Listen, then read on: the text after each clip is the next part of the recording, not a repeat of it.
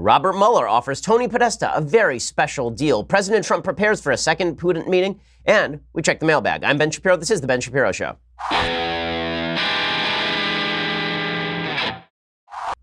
Woo, what a week, folks. Got to tell you, a lot went on this week, and there's a lot more to come on today's show. But first, I want to remind you that the job that you currently hold, in 10 years, you're not going to be holding it. In 5 years, if the studies show what they show, then you probably won't be holding it either, which means that you need to be constantly revising and updating your resume. Skillshare is the place that allows you to do this by adding new skills every single day to your skill set. Skillshare is an online learning platform with over 20,000 classes in business, design, technology, and more. You can take classes in everything from social media marketing and illustration to data science and mobile photography. You name it, they've got it. And all their classes are like 45 minutes long, taught by experts. Whether you're trying to deepen your professional skill set or start a side hustle or just explore that new passion, Skillshare is there to keep you learning and thriving. I've taken classes from them in both social media marketing and watercolors. I'm diverse that way. Go check it out. It's really awesome. Join the millions of students already learning on Skillshare today with a special offer just for my listeners. Get 2 months of Skillshare for just 99 cents. Right now, Skillshare is offering Ben Shapiro Show listeners 2 months of unlimited access to over 20,000 classes for just 99 cents to sign up. Go to Skillshare.com/Shapiro. That's Skillshare.com/Shapiro to start your 2 months right now. Again, Skillshare.com/Shapiro. Use that /Shapiro to let them know that we sent you. Okay, I want to talk today a little bit about a story that no one is talking about. And it really is a disturbing story because it suggests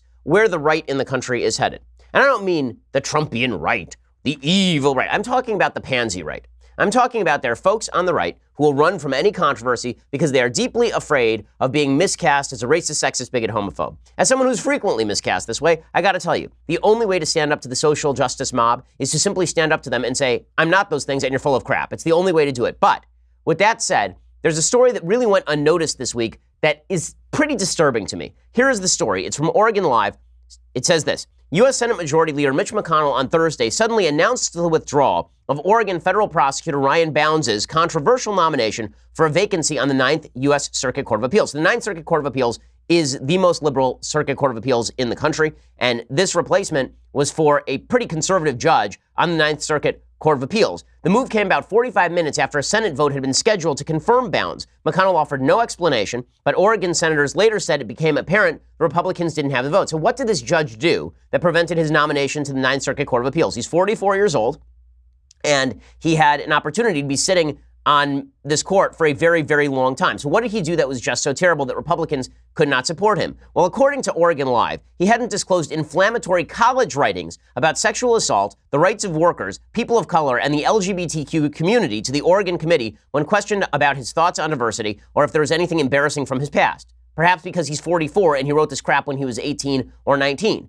And in a second, we're going to go through those writings, and we'll try to determine what, if anything, that he said is so offensive that literally 25 years later, he should not be allowed to sit on one of the nation's courts. Both Ron Wyden and Jeff Merkley of Oregon repeatedly warned their Republican colleagues that a confirmation of Bounds would signal an end to bipartisan cooperation in judicial nominations, ending a 101-year custom. Okay, first of all, there is no bipartisan cooperation in judicial nominations. Republicans have simply been voting by straight majority to confirm all of these nominees. It was Harry Reid who ended the policy of judicial confirmations as a bipartisan exercise during the Bush years. And then it was Harry Reid who, again, decided it would be a wise and brilliant idea to end the filibuster for judicial nominees. So there hasn't, this idea there's been judicial nomination, confirmation, bipartisanship is just nonsense. It hasn't been true for a very long time. Wyden said, I'm gratified that the Senate has come to its senses and that long-time proven practices of bipartisanship for judicial nominations have prevailed over partisan efforts to force through a deeply flawed and compromised nominee. Wyden said, I think this is going to affect other nominees and strengthen the whole advice and consent rule for members of the U.S. Senate. It's going to be good for the nominees being truthful. I think it's a win for the Oregon way. He says it wasn't a complete surprise because several Republicans were looking carefully at this. But on the other hand, we knew a lot of pressure would be brought to bear. This was a nominee from the Fed Society, the Federalist Society, which has extraordinarily huge leverage in driving through nominees. So according to my sources in the Judiciary Committee, as well as Senator as well as this open report from Oregon Live, Senator Tim Scott of South Carolina, who's normally a really good senator, the Republican caucus's lone black senator, appears to have been a pivotal no vote. In a statement, Scott said he couldn't support Bounds if his name went to a vote Thursday after meeting with him. He said, after talking with the nominee last night and meeting with him today, I had unanswered questions that led to me being unable to support him. So does Scott actually believe that this nominee was a racist? Does this mean that he was a racist? So according to the reports, Merkley said he had heard that Bounds would be defeated by about 70 votes, including the 49 Democratic senators, if his nomination had been put to a vote. Why exactly was he shut off? Now let's look at the text of what he said all the way back when he was at Stanford University in 1995 when he was 19 years old. So here are some of the excerpts that were cited by the Alliance for Justice, which is a far-left group attempting to get this guy to prevent him from sitting on a court. Again, this is written 25 years ago, and this is the stuff that prevented a guy from sitting on a federal court because Republicans were too pansy to actually just confirm the guy. So here's what he wrote. During my years in our multicultural Garden of Eden, again, this is 1995 at Stanford, I've often marveled at the odd strategies that some of the more strident racial factions of the student body employ in their attempts to heighten consciousness, build tolerance, promote diversity, and otherwise convince us to partake of that fruit which promises to open our eyes to a PC version of the knowledge of good and evil. I am mystified because these tactics seem always to contribute more to restricting consciousness, aggravating intolerance, and pigeonholing cultural identities than many a Nazi bookmarking. That's bad? I'm confused. That's true. Okay, that part's actually true. Multiculturalism on campus is a way for people to pigeonhole each other into various racial categories and then to shut down free thought. So that's not wrong. Even if you think it's mildly overstated, you're going to keep them off of court for that? How about this one? I submit that the multiculturalistas, when they divide up by race for their feel-good ethnic honouns, engage in nearly all of the fundamental behaviors of groupthink. Because they do. Okay, I've been on college campuses. This is what happens. It is groupthink. Okay, if a black person is an individualist and a thoroughgoing capitalist who eschews victimhood status and its concomitant entitlements, race thinkers are quick to brand him, and Bounds then listed out derogatory terms that are often used, including sellout. Again, I'm confused. This is why Republicans wouldn't vote for this guy, for the Ninth Circuit Court of Appeals, because he said true things about multiculturalism. He said the existence of ethnic organizations is no inevitable prerequisite to maintaining a diverse community. White students, after all, seem to be doing all right without an Aryan student union. Again, he's making the case against an Aryan student union. That's not a case in favor of an Aryan student union. He's saying that when you divide people up by ethnicity, what you are actually doing on college campuses is preventing everybody from seeing each other as equals and as Americans. Again, true. Okay, so none of those things should rule this guy off the court. What else? Well, he said, there's nothing really inherently wrong with the university failing to punish an alleged rapist regardless his guilt in the absence of adequate certainty. There's nothing the university can do to objectively ensure that the rapist does not strike again. So the case that he was making in this particular argument is not in favor of rapists. He was saying that the university is not responsible for jailing people. The police are responsible for jailing people. And that if somebody alleges rape on a college campus, we shouldn't have these sort of campus witch hunts where people are immediately deemed guilty and then tossed out of school. This has become a serious problem on America's college campuses. So again, he's not completely wrong here. He says, expelling students is probably not going to contribute a great deal toward a rape victim's recovery. There's no more imperative to risk egregious error in doing so. Again, the case that he's making here is the same. He is essentially saying that throwing people off of campus in the absence of an actual court trial that would land them in jail is going to be a serious problem. You're going to have kangaroo courts determining whether people are guilty or not based on lack of evidence. And you have had this happen, right? Mattress Girl over at NYU, or Columbia rather. This is still a thing where people allege things that are not true. Remember, at Columbia University, there's a woman, I can't remember her name, Emma Sulkowitz, I think it was. She called herself Mattress Girl because she would go around campus carrying a mattress alleging that she had been raped by a foreign student. And it turns out that he had text that proved that she was not actually raped. She is still upheld by the left as a sign of the campus rape epidemic that's happening on campuses. And this guy sued the university because Columbia punished him. He sued the university and he won a couple $1 million settlement from the university. This sort of stuff does happen on campuses. So this is the writing that this guy got thrown off a court for, that Republicans said they wouldn't vote for him for. And Bounds even gave them the Stalinist apology, right? He even gave them an email. This is the judicial nominee. He even gave them an email apologizing for all this stuff. He said, achieving a more egalitarian and inclusive society has always been centrally important to me. Appropriate sensitivity to the views of others, particularly those from my marginalized communities about how best to pursue that aim, however, came to me only after I'd left college for the workaday world. I regret that, and I apologize to you all for the obnoxious tone and misguided sentiments you will hear about because of it. Please know that my commitment to our shared mission will only be redoubled by this unpleasant reminder of my errors of nearly a quarter century ago. Okay, that's just, I'm sorry. It's a bunch of crap. It's a bunch of crap. Like the stuff that he wrote in college wasn't that bad. Even if you think it was that bad, it was back in college. And unless you have anything to show me from the last 25 years demonstrating the guy's a secret member of the KKK, I'm going to go, this is idiotic. This is idiotic. It's idiotic. People do change from the time they're 17 years old. I should know. I was writing a syndicated column when I was 17 years old. Do I stand by everything I ever wrote when I was 17? No, because I'd be an idiot if I did. If you've changed no opinions you ever held since you were 17 years old, it's because you haven't been doing any thinking. So there's that element of this. We have to, oh man, let's go through his college writings and determine whether he's secretly a segregationist. And then it turns out the stuff this guy wrote wasn't even that bad. The stuff this guy wrote is largely true. And he's kicked off of court for that. Now, what's hilarious about this is that the left does not have this same sense of composure. The left does not have this same sense that we have to be above the fray when it comes to these political battles. The left is not cowardly this way. There are leftists who were members of Occupy during college who will sit on our nation's federal courts. And the left worships at the altar of people who are actual legitimate terrorists. Like people like Assad Shakur. Like they're actual people who are alleged terrorists that the left tries to uphold. Mumaya Abu Jamal, who shot a cop. And we are told that the left is going to heroize those people. William Ayers is a professor at a major university after being a legitimate domestic terrorist during the 1970s, and so is his wife, Bernadine Dorn. Okay, all of this stuff, according to the left, is totally fine. It's totally fine. The left is never shy about this stuff.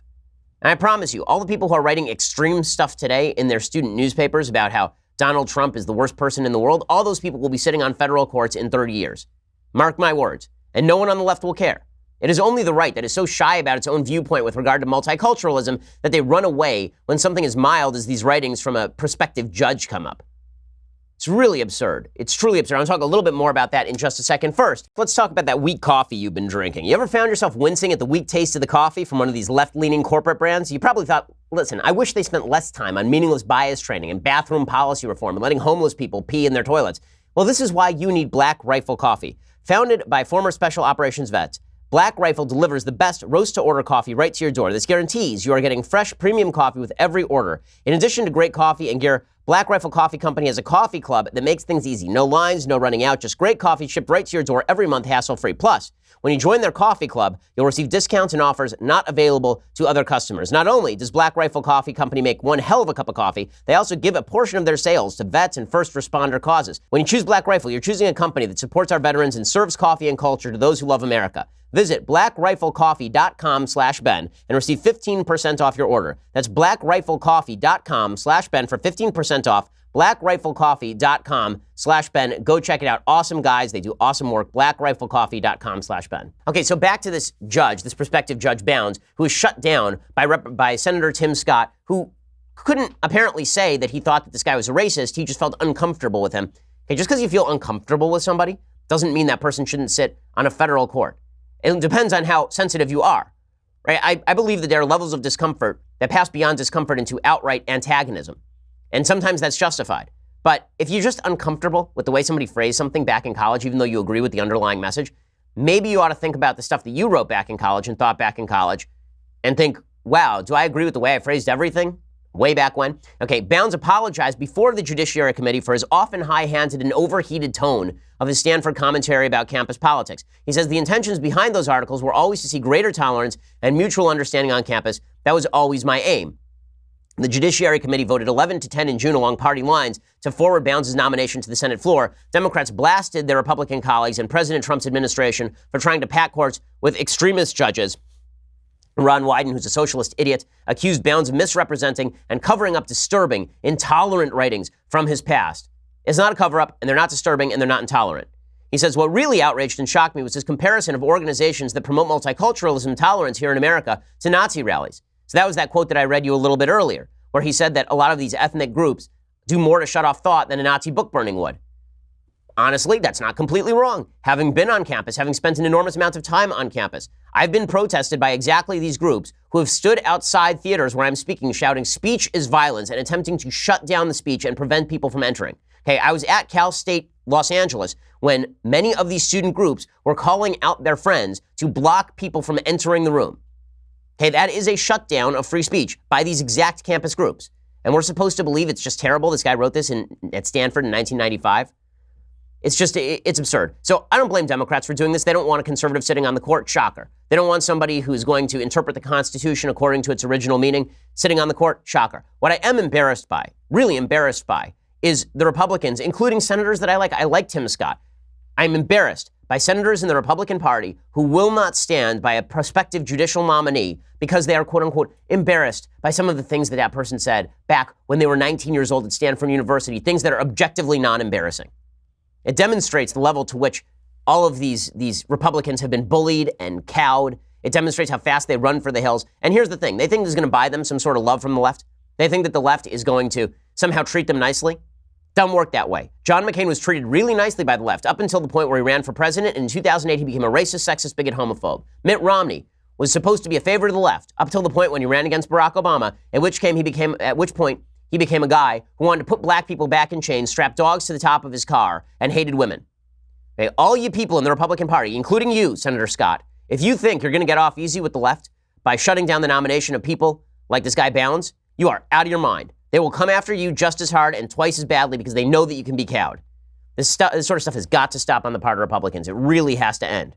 It's just egregious. Okay, meanwhile, there's a lot of fallout now from the Trump-Putin meeting earlier this week, and there's some disturbing stuff coming out of the Mueller investigation. And I don't mean disturbing about President Trump. I mean disturbing in the way that the Mueller investigation is approaching President Trump and members of Trump's campaign. So this is a report from the Daily Caller. It was reported also on Tucker Carlson's show last night. Basically, the report is that Tony Podesta, who is obviously a top honcho in the Democratic Party, along with his brother John Podesta, who they founded the Podesta Group together, and then John Podesta was Hillary Clinton's campaign chair. Well, it turns out that Tony Podesta has now been flipped against Paul Manafort with a promise of immunity. Here's Tucker Carlson reporting on it last night. Well, tonight we can report exclusively, based on two separate sources we spoke to today, that Tony Podesta has been offered immunity by Robert Mueller to testify against Paul Manafort. In other words, for a near identical crime, Bill and Hillary's friend could skate and emerge completely unscathed, while Paul Manafort may rot in jail. Only one of them made the mistake of chairing Donald Trump's presidential campaign. Okay, and it's hard not to read it the way that Tucker is reading it here. Now, the counter-argument would be this, just to be fair. The counter-argument is that Tony Podesta blew the Foreign Relations Act, the Foreign Actors Relations Act. It's called FARA. I'm trying to remember what it actually stands for. It's the basic idea is that he didn't register as a foreign agent, and then he registered late as a foreign agent, which is another thing that Paul Manafort did. So they had the same crime there. It is fair to say, however, that Paul Manafort is also being charged for tax evasion in a way that Tony Podesta is not. So maybe you say, okay, well, we flipped the lesser crime for the greater crime. The reason that they are giving Podesta immunity is because if they don't give him immunity, he can plead the fifth. This is the way that it works legally, is that you cannot plead the fifth just because you feel like pleading the fifth. So let's say that you are called as a witness in a criminal trial, but there is no actual chance that you are going to be prosecuted, and you plead the fifth, the judge will force you to testify. He'll say, there's no self-incrimination issue here because you're not prosecuted. If you offer Tony Podesta immunity, now he can't plead the fifth. Okay, so they're trying to get him to testify against Manafort. So one read is, this is Mueller attempting to roll up all the members of the Trump campaign by flipping a bunch of Democrats like Tony Podesta by giving them immunity. If that's the case, then Mueller is politically biased, and this is a bad look. It's just a bad look. The other way to read this is that Tony Podesta didn't commit the same crimes as Paul Manafort, and so him flipping Podesta against Manafort is really just normal criminal procedure. I don't know the answer to that. All I can tell you is that it doesn't look great.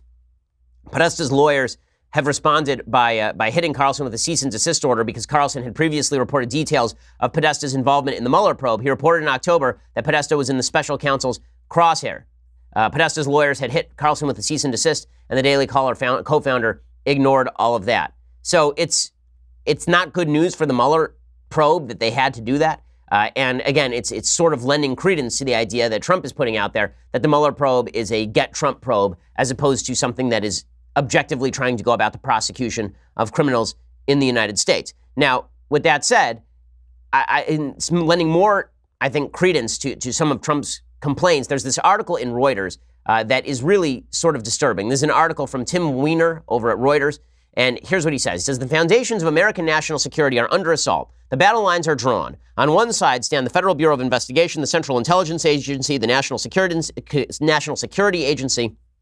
On the other, the Commander-in-Chief of the United States. Donald Trump's appalling performance in Helsinki was a subversive act. He rejected the conclusion of American intelligence that his election was aided by a Hydra-headed act of political warfare controlled by the Kremlin. He did so with a wink and a smile for the smirking autocrat who led the attack. And then this Reuters columnist continues by ripping into Trump. And then he says about the intelligence community, they have the power to strike back. For 2 years now, High-ranking veterans of American intelligence have sounded the alarm about Trump in the starkest language possible. And then he quotes a bunch of members of the intel community who have been warning about Trump. Intelligence officers already have provided reams of information to Mueller under the ambit of the law. In little more than a year, Mueller has brought to court overwhelming evidence that Russian military intelligence carried out the covert operation. While Trump emphatically denies collusion, signs suggest that Mueller can and will show that the Russians were aided and abetted by Americans. Mueller has won guilty pleas in cooperation. In the coming months, a noose around Trump, whose lawyers keep setting new conditions for an interview with the president, will likely tighten as the special counsel closes in on 1600 Pennsylvania Avenue. These cases never could have been made without the FBI, the CIA, and the NSA. If the House of Representatives slips from Republican to Democrat in November, impeachment hearings may open in January. Again,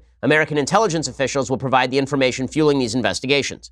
Now, in just a second, I want to talk about why this sort of angle is really, really wrong-headed and really, really dangerous. And this columnist for Reuters isn't the only one who's taking this particular tack. But first, I'm going to talk about your air filters. I know, exciting stuff, but here's the reality. You are probably breathing air that is not as clean as it should be right now, and you're probably spending too much on your electric bills. According to the Department of Energy, the most expensive utility for most Americans is that electric bill, making up roughly 9% of their annual housing expenditure. That number is aggravated depending on where you live. So in California, we get absolutely destroyed in energy. I mean, I spend a fortune every month on my energy bills, but one of the ways that you can prevent this is by having air filters that actually work. And adding insult to injury, this allergy season is one of the worst. Well, you can help lower the bill and make sure that your air system is making your air clean by going over to my friends at FilterBuy and getting a new set of filters. America's leading provider of HVAC filters for homes and small businesses, it's FilterBuy. They carry over 600 sizes. If you're one of those difficult people, they can even make them custom for you. Plus, they ship free within 24 hours,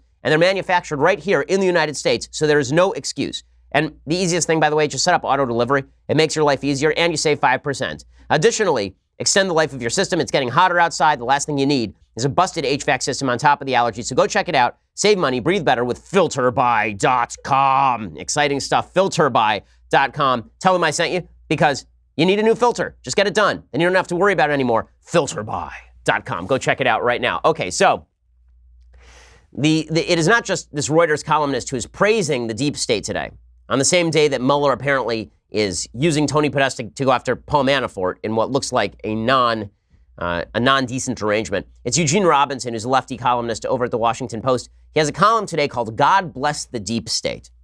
And his main contention, his main objection, is he suggests that the administration is so dangerous that we need all of these bureaucrats in place to stop the administration from being dangerous. So he says, before this harebrained and reckless administration is history, the nation will have cause to celebrate the public servants derided by Trumpists as the supposed deep state. The term itself is propaganda, intended to cast a sinister light upon men and women whom Trump and his minions find annoyingly knowledgeable and experienced. They are not participants in any kind of dark conspiracy. Rather, they are feared and loathed by the president and his wrecking crew of know-nothings because they have spent years, often decades, mastering the details of foreign and domestic policy. God bless them. With a supine Congress unwilling to play the role it is assigned by the Constitution, the deep state stands between us and the abyss. And then he talks all about how the deep state is basically leaking to the media all of this information and talking to Robert Mueller and building a case against the President of the United States. He says, Democrats in Congress are powerless. The Republican leadership spineless. Experienced government officials know that their job is to serve the president. But what if the president does not serve the best interests of the nation? In this emergency, the loyal and honorable deep state has a higher duty. It's called patriotism. Do you understand how dangerous this is? So basically, you have the President of the United States who accuses the intelligence services of being politicized. And the response of the left is, good. I'm glad they're politicized because the president is just that dangerous. Now imagine if the situation reversed. Barack Obama were pursuing his awful, awful Iran deal, and people inside the so-called deep state were leaking all sorts of information about the Iran deal and making a criminal case that the members of the Obama administration were lying to the American public, for example. Do you think the left would be quite so sanguine about the deep state? Or would they say, listen, Obama was elected to do a job. If Congress wants to check him, Congress can check him. That's the way our government works. Unelected bureaucrats do not get to play their own role out here. I think that would have been the better case and the stronger case and the more intelligent case. Okay, you cannot have an executive agency that is not subject to the purview of the president, because then you do have a rogue agency that is subject to no one. Congress can't curb them. The president can't curb them. Do you really want a state in which those with the greatest power over surveillance and intelligence also have the most power over our politics? Is that really what you want? Put aside the president for a second. Put aside how much lefties, put aside how much you hate President Trump for just a second. Do you really want the most powerful agencies of the country, the NSA, the CIA, and the FBI, to have so much power that it's their job now to curb and topple the president of the United States? Those are the people who also have power over your emails and your call data. Those are the people who you suddenly trust?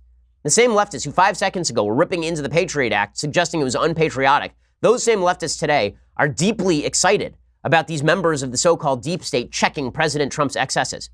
If you don't like President Trump, there's a very, very easy thing you can do about it. Vote out Republicans in November. If you think that he's so dangerous, then get out there and give money to your local Democratic candidate. But if you think the solution to this is a bunch of bureaucrats appointed at the highest levels and left in power for years on end without any sort of serious oversight, I don't know what kind of country you want to build. It does suggest the anti-democratic tendencies of some folks on the left that they hate Trump so much they are willing to go along with the so-called deep state. Pretty amazing. The same people who should have learned their lesson after J. Edgar Hoover and Martin Luther King, suddenly they believe that the deep state are people who are worthy of our insane protection. Now, do I really think the people in the FBI, CIA, NSA, these are all bad people? Of course not. I've been very strongly defending all of these people from what I think is the unfair assault of President Trump on their capabilities with regard to the Russian investigation.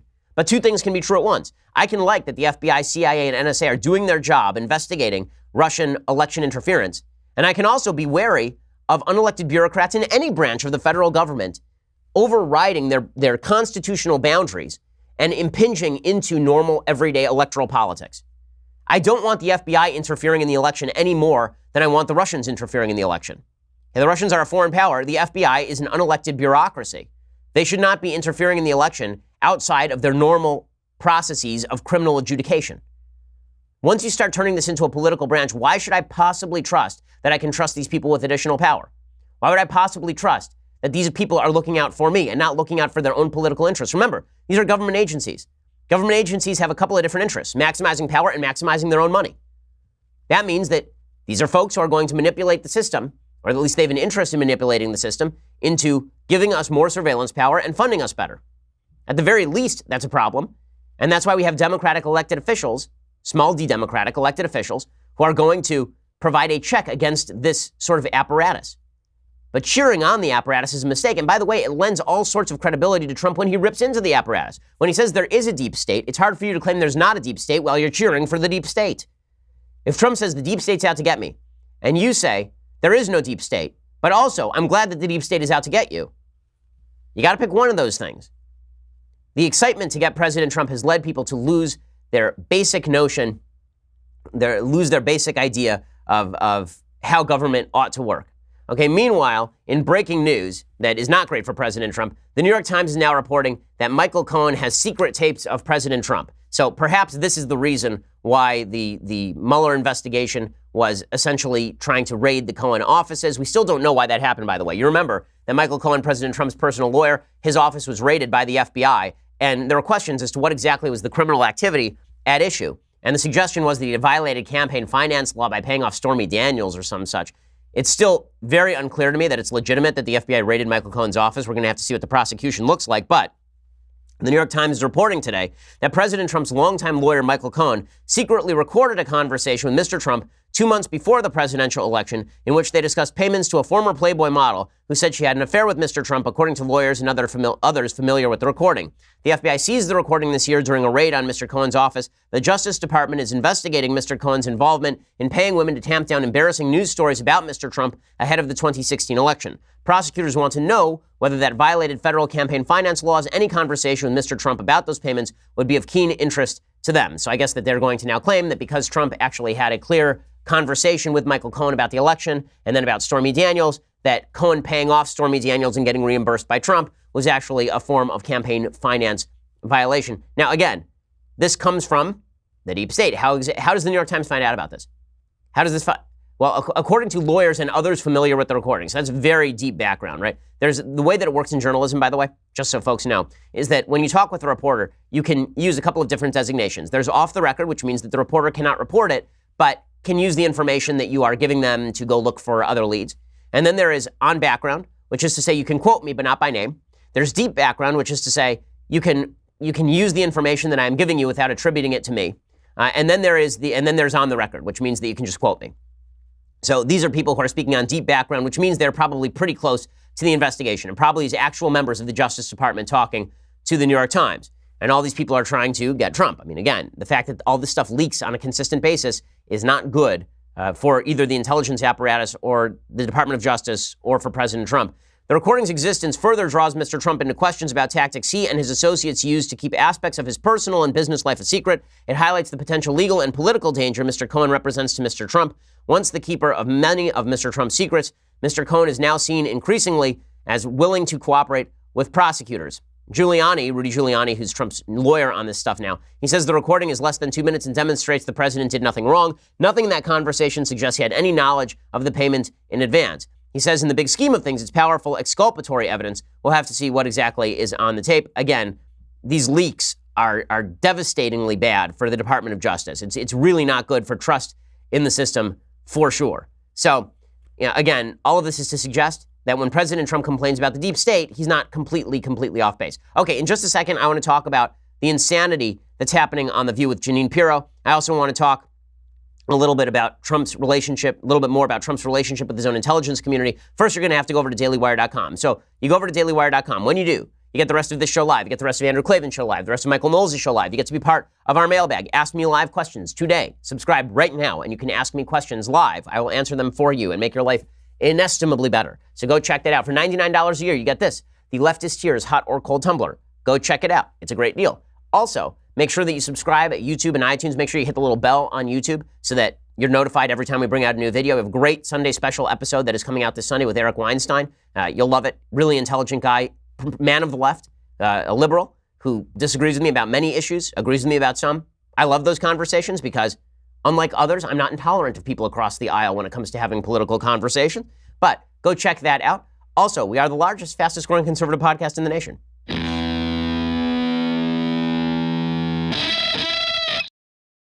So as I've been saying, I'm deeply skeptical of the intelligence community leaking about Trump or the Democrats who say that the intelligence community going after Trump is a good thing for the country. I think the Department of Justice leaking stuff to the New York Times is deeply troubling, obviously, and I suspect that leak about Michael Cohen is coming from the Department of Justice. With that said, the President of the United States should treat his actual intelligence community well when they are doing their jobs. And one of the big problems here is that he leaves them out of the loop on a fairly regular basis. So the most obvious example of this is yesterday, Director of National Intelligence Dan Coats, who's basically thrown under the bus by President Trump this week.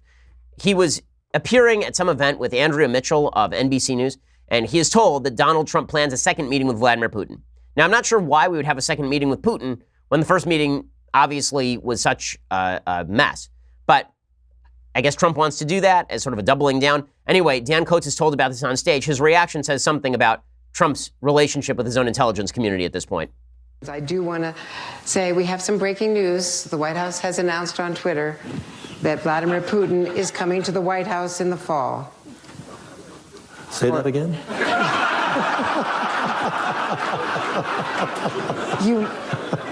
Vladimir Putin coming Did I hear you? Did I hear you? Yeah. Okay. Yeah. So clearly, he's been blindsided by the fact the president wants now Putin to come to the White House. The president is a man of many passions, and he does things on the spur of the moment and at whim, and his comms office tends to repeat those things on the spur of the moment and at whim. All I can say is it would be better for the Trump administration if they would coordinate these things a little bit in advance so you don't have embarrassing moments quite like this. Okay. Meanwhile, the left demonstrates that they do, in fact, have complete Trump derangement syndrome. So Jeanine Pirro of Fox News was on The View. How does Jeanine Pirro get to be on The View and I don't get to be on The View? What is the deal here, guys? Okay, what is this? I've been begging you to book me on The View for literally years at this point. Now, I understand you don't want to have me on The View. I get you don't want to have me on The View because it's going to get weird and ugly. But that's the whole point. Don't you want it to be good TV?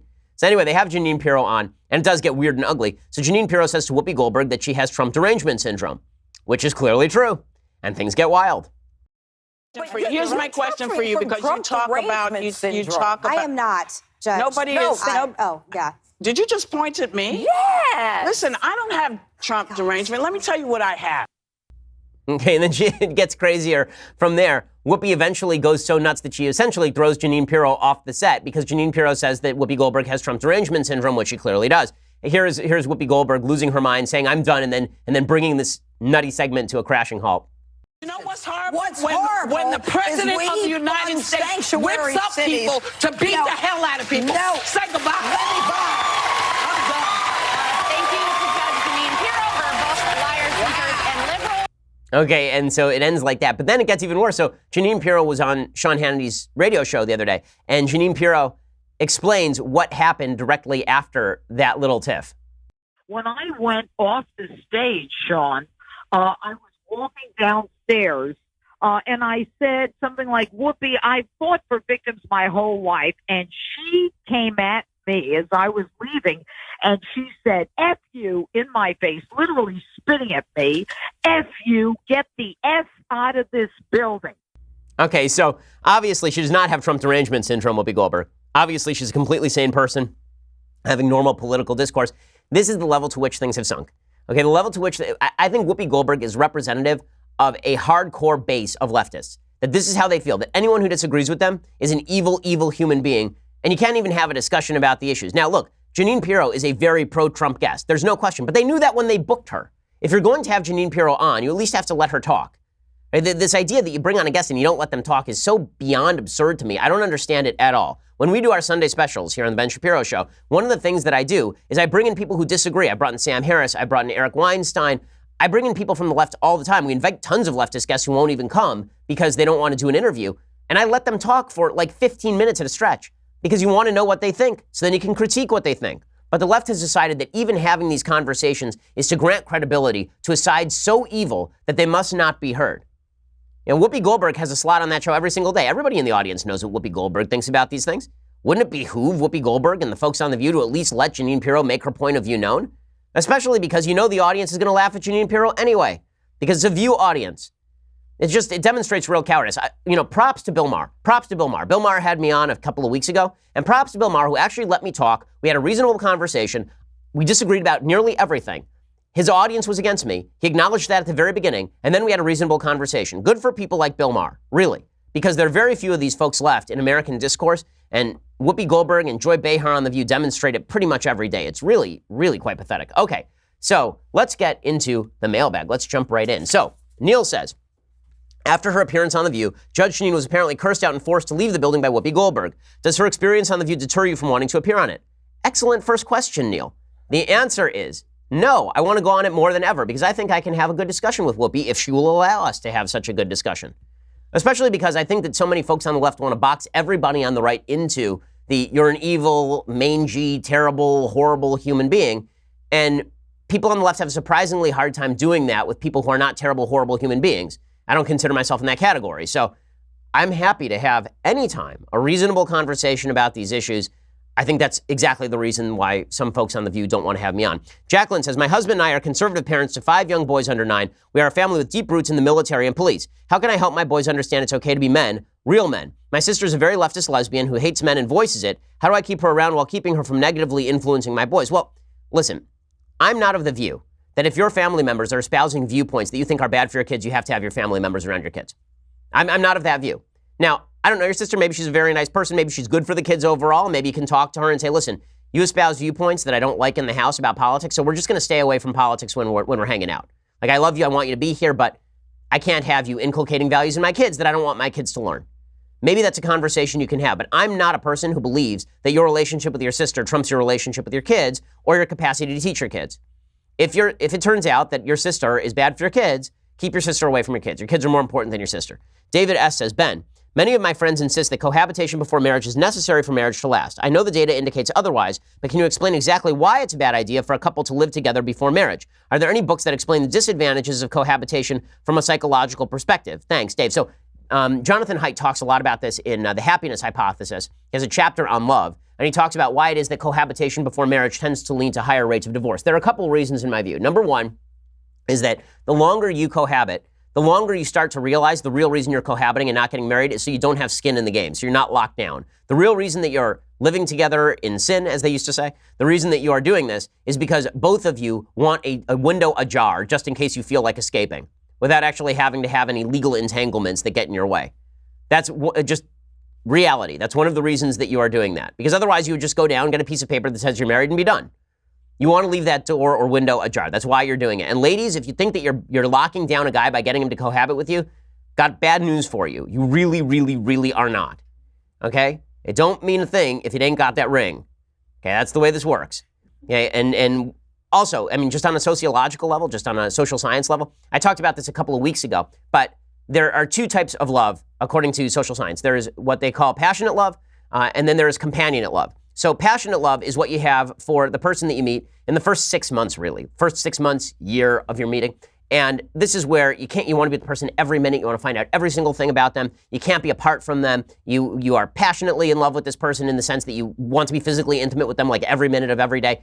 This happens a lot when the person is new to you, and then over time you get used to the person, and as you get used to the person, you begin to love them in a different way, which is a companionate way. You're grateful to that person for the fact that that person stays with you despite all your flaws. You know all of the little chinks in their armor. You know all of the good things about them and all the bad things about them. It makes you that much more grateful to be in this battle with them together. That's a different kind of love, right? You barely know the person you marry, typically.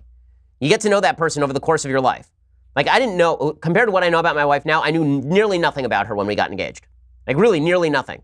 I just made a bet, and that bet was a good bet. And I think that the reason that bet is worth taking when you're in the middle of that passionate love stage, as opposed to when you're in the companionate stage, which is what happens if you cohabit for a very long period of time, is because if you don't understand how marriage works, then what you tend to think is that marriage is what turns passionate love into companionate love, that it's marriage itself that got rid of the passion. And this is what you hear from all these guys who get it wrong. They say, oh, you know, when she was my girlfriend, man, we were at each other all the time, and then we got married, and now we don't do any of that stuff. Why'd you get so boring? And the answer is, no, that's not what happened. It wasn't marriage that did that. What actually happened is what happens in every relationship, whether you are married or not. The reason you should get married when you're passionate is because marriage should continue to have that element of passion, but you should move into companionate love when you are already committed to the person, because if you move into companionate love when you are not already committed to the person, you're going to go searching for the passionate love again with somebody else. Because, and inevitably, whatever passionate love you pursue will turn into companionate love. This is not me speaking. This is social science speaking. Okay, Brandon says, hey, Ben, I'm a little down this week and in my thoughts over the loss of my sister. Well, I'm so sorry to hear that happen, Brandon. Really, my heart breaks for you. That's awful. I would like to better understand the Jewish perspective of grief and how to deal with it properly. Thank you. So Jews have a very interesting way of dealing with grief. Everything in Judaism is somewhat ritualized. So we have something called sitting Shiva. Sitting Shiva is where you basically, as soon as you hear that someone, I'll give you the whole spiel. So when you hear that a relative is dead, a close relative, like a sister or a brother or a parent or a child, then the first thing you do is you tear your clothing as a sign of mourning, and you say Baruch Dayan Ha'emet, which means blessed is the true judge, meaning that God's justice is not ours, and he gets to make the decisions about the world. And then you go into a period of mourning. That period of mourning is basically a period of comfort. It's sitting Shiva. Shiva means 7. For a week, you sit in your house, and you don't go out of your house. Like, literally, you don't go out of your house. And people come and they bring you food, and they pray with you. They come and they actually bring prayers to the house. Like, they'll bring a Torah to the house so you can do Monday and Thursday services at the house. And they will come and they will visit. It's one of the greater mitzvahs that we have is to visit Beit Shoeva, to visit somebody who's mourning. And you sit and you talk about the person and you comfort the person. You talk about, you know, the person who's been lost. And then for 30 days after that, for Shloshim, then you are supposed to do, I believe it's here, you're not supposed to listen to music. You're supposed to do certain things that involve a little bit more mourning. But after the 7 days, you go out of your house. You leave your house. Really, you're not supposed to shower, actually, for the 7 days. You're supposed to go into, like, full mourning. You're supposed to really kind of sit in it and experience it, so that by the time you finish those 7 days, you're ready to get out in the world again because you're so cooped in and because you've been so kind of ensconced in this basket of love, basically, that now you're ready to go out into the world again. And then you say Kaddish for a year. So you say Kaddish is this prayer that we say repeatedly during the morning, afternoon, evening services that basically suggests that God is holy and knows what he's doing, and also is very based around the idea that there are distinctions between life and death, good and evil, etc. So Judaism says that you're supposed to really be in the mourning. Okay, but now a lot of people want to push off mourning. A lot of people want to just, I'll deal with my mourning by going out and working more. I'll go out and I'll deal with it by ignoring it. The problem is then it's going to hit you even harder. I think that the Jewish way of mourning is one of the more beautiful parts of my religion, actually. So you can buy some books on it. There's a good book called The Jewish Way in Death and Mourning that I think is worth reading. Jordan says, hey, Ben, my older brother is a classic American rags to riches story. He lives like a conservative and has conservative values, but is liberal politically. How's that even possible? The reason it's possible, Jordan, is because most liberals live conservative lives if they're successful, because the rules that make you successful in life tend toward conservatism, like get married, get a job, save your money, make good decisions with your life. These are all based on certain conservative values. The fact that your brother thinks liberal things but acts non-liberally is pretty common. There's a great book called Coming Apart by Charles Murray all about the fact that there are so many people on the left, particularly in white upscale areas, who live conservative lifestyles, get married, have kids, save their money, make good business decisions, but then have liberal views that end up being promulgated on areas that don't live those lifestyles. And when those lifestyles are actually tried, they fail. And so people are very easily able to ignore the way they live in their own life in order to pursue political values they think are important. Joel says, Ben, since Roe v. Wade's a bad case, can one argue for digital privacy and NSA restrictions, Fourth Amendment notwithstanding? Concern arose around the SB iPhone encryption backdoor dispute, blockchain implications. That's a pretty complicated question there. There's a lot to unpack. But the Fourth Amendment, I don't know why you'd have to have a generalized right to privacy in order to make an argument against the NSA. I mean, the Fourth Amendment is withstanding. The Fourth Amendment says that there shall not be unreasonable search and seizure. That's a Fourth Amendment consideration. Okay, that has nothing to do with abortion, but it does have to do with the government's ability to search and seize your records, as it always has had to. That's why there's a real balance that has to be drawn between the needs of the national security community and keeping the country safe and protecting our data. I think that balance has largely been drawn too much in favor of the NSA and not enough in favor of individual privacy. Hal says, Ben, people including Klavan and Jordan Peterson argue that big is inherently bad, even referring to business. Do you agree with this, considering the presence of natural monopolies with few consequences? No, I don't agree with that. I think that big is not inherently bad. I think big is sometimes bad, and small is sometimes bad, and bad is sometimes bad. Bad is always bad, in fact. So the idea that a company is bad because it is big, no, it was good to get big. Then the question is, do they deal with market consequences? And here's the truth. Unless they are skewing the system, unless they are acting in corrupt fashion, big is not inherently bad. I think big is, in many cases, quite good. I mean, it's the reason that you get economies of scale and cheaper products, for example. Patrick says, Ben, do you believe addiction is a disease? Do you believe any policy could be put in place to help those who struggle with disease? And if so, which ones? It depends how you define disease. So I tend to think addiction is not a disease in the sense that it's not transmissible. When I think of disease, I think of a transmissible disease, right? I guess that you could say maybe cancer is a disease, although usually you would say that cancer is more of like a medical condition. I guess you could say it's a disease. Is it a disease in the sense that it is naturally occurring? Sure. I think in that sense, it absolutely is. But it is also a disease that can be fought with willpower, which is different than a lot of other diseases. Right? Addiction is something that not always, but sometimes can be fought with. This is why the 12-step program has been so successful for Alcoholics Anonymous. I mean, that's an active act of self-control. So unlike other diseases that can't be fought, like you can't not have cancer just because you determine that you are not going to have cancer. It's beyond your control. Addiction is partially beyond your control and partially not. And one of the things about addiction is that one of the ways you control addiction is acknowledging that you have an addiction and then creating prophylactic rules to avoid getting into areas that put you in a problem. So if you're an alcoholic, you stay away from liquor stores. If you are a drug addict, you stay away from parties where you know people are going to be smoking pot, for example. If you're a porn addict, you put porn blockers on your computer specifically so that you're never tempted to click on things. And see, Chelsea says, in high school, we were taught that George Orwell was a socialist, yet so many conservatives quote him. What was his political stance and what was his best essay? Thanks. Well, George Orwell is fantastic. I think he would have considered himself a socialist, but he also understood the problems with Marxism. So it would be more fair to call him sort of a democratic socialist in the sense that, like, the Europeans see it. I'm not sure that he believed in large-scale nationalization of industry. I think he probably believed in more redistributionist programs. So he'd be more in line with sort of Norwegian socialism, sort of the Nordic states, which, as I've explained before, is sort of a mix of capitalism and socialism. But his best essay ever is something that's not even about socialism or capitalism. It's a 1940 essay that he wrote specifically about the appeal of Nazism. It is just spectacular. I quote it all the time because his basic argument is that the failure of both right and left in modern society is to acknowledge that people need meaning. And so the reason that the Nazis had succeeded in twisting so many people's minds is because while both right and left were focused on capitalism makes us rich or Marxism makes us more materially prosperous, the Nazis were focused on what gives people spiritual meaning, and they found an evil way of giving people spiritual meaning, and people resonated to that. His essay basically says people do want flags, people want cannons, people want guns, people want marches, people want a feeling of solidarity. That's what people are looking for. It's something that I think we've neglected in our society that has become so materialistic. I've been writing an entire book about this. I talk about the book a lot. It really is good. Okay, the book, I just finished the manuscript on it, which I'm very, very excited about. I may try to push up the pub date with the publisher. I don't want to be immodest here. I think it's the best thing I've ever written. I think it's really, really good. And I think it'll help a lot of people, help me clarify my own thoughts. I think it'll help a lot of people clarify their own thoughts about Western civilization, what it means, and how we fight for it. Steven says, hey, Ben, I've heard you praise a sales tax over an income tax. Why do you consider that better? Thanks, and I love your show. Well, I consider it better because I don't think it's any of the government's damn business what kind of money I earn. Like, why do I have to tell the government how much money I earn? I'm exactly the same person that I was before. Now, the government, having capacity to examine transactions seems to me a lot easier. They can just take the money at the cash register as opposed to trying to go through how much money I earn, and then I take certain tax deductions, and then you punish me based on how much money I earn. It creates this pathetic class warfare system, income tax, where a sales tax really does not. All right. David says, well, Thomas has a quick one.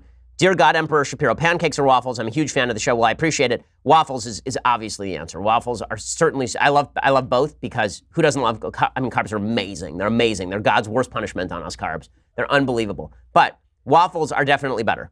They have pockets for butter and syrup. Okay, they're just made for deliciousness. Put some whipped cream on top of that stuff, some caramel. Oh my goodness.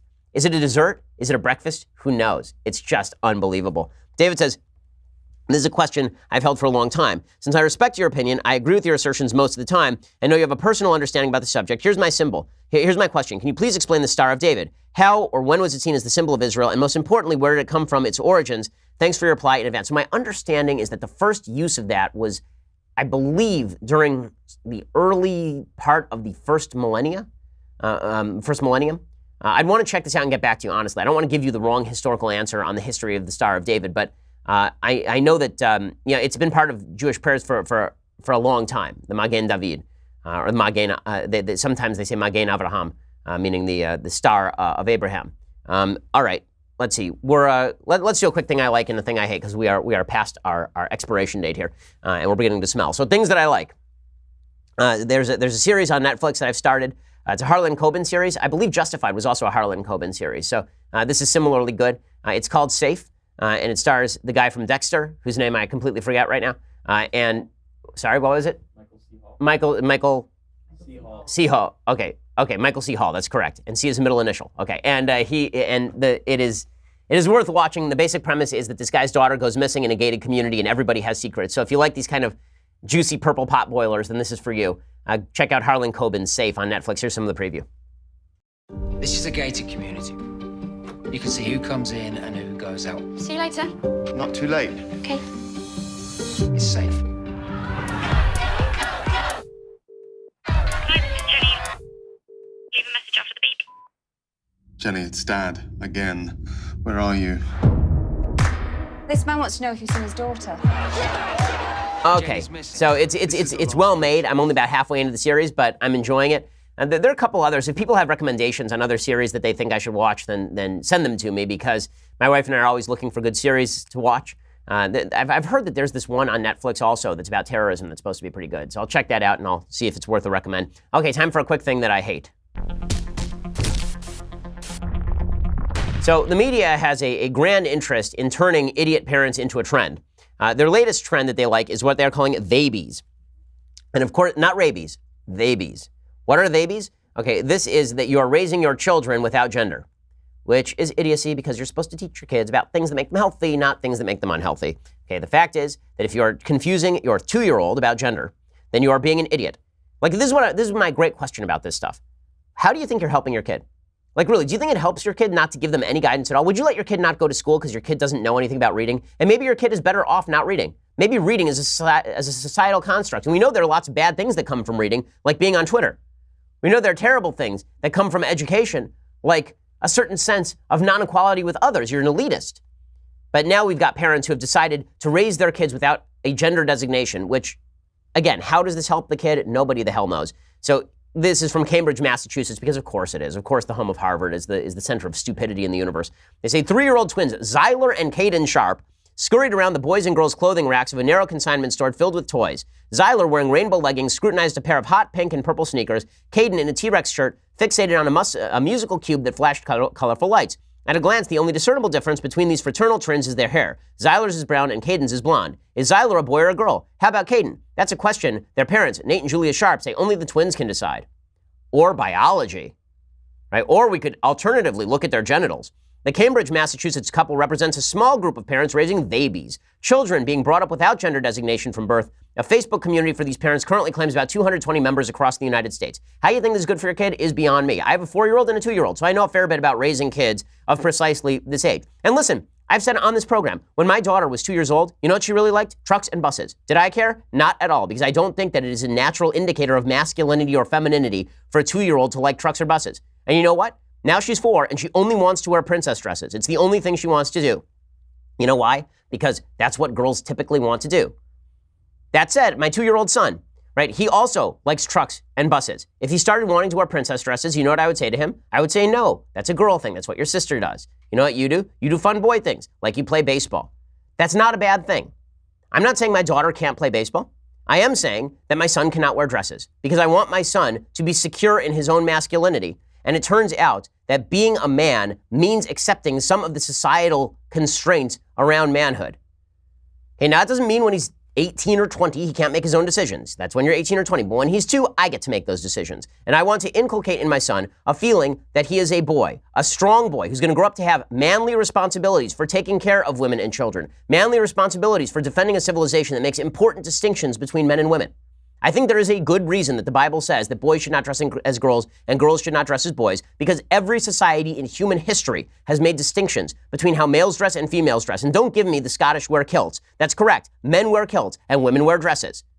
Okay, every society in history has had distinctions, and those distinctions are deeply important because they inculcate different responsibilities that are indeed rooted in biology. The idea that all of gender is a construct is simply not backed by science, nor is it healthy for society or even for individuals. If there are people who are confused, then we have to figure out how to deal with that. But to inculcate the confusion as a point of politics is an evil thing to do to a child. Okay, well, we will be here tomorrow. Well, no, we won't. You know, it's going to be a Saturday, so we're not going to be here tomorrow. Why would I be here tomorrow? I can't even do that. It's Sabbath.